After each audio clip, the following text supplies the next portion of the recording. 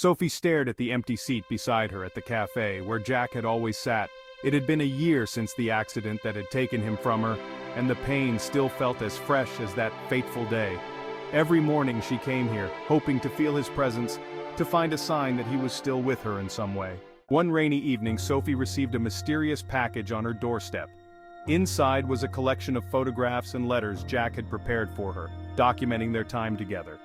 At the bottom of the box was a ticket to Paris, the city they had always dreamed of visiting but never had the chance. Driven by a mix of grief and hope, Sophie boarded the plane.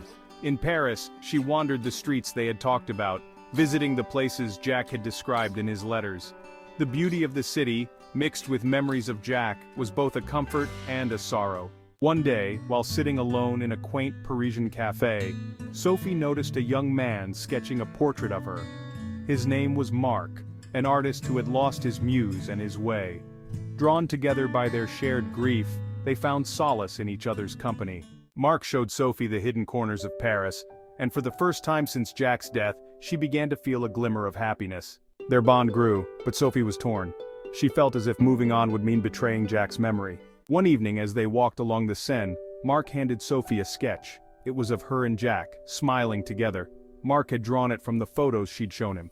"Jack would want you to be happy," Mark said gently. "He's a part of you, always." Tears filled Sophie's eyes, but they were tears of release.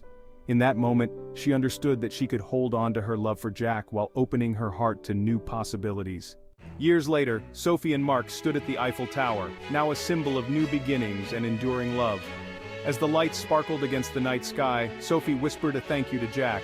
She had found joy and love again, and she knew he would be happy for her. Life had brought her unimaginable grief, but also unexpected happiness.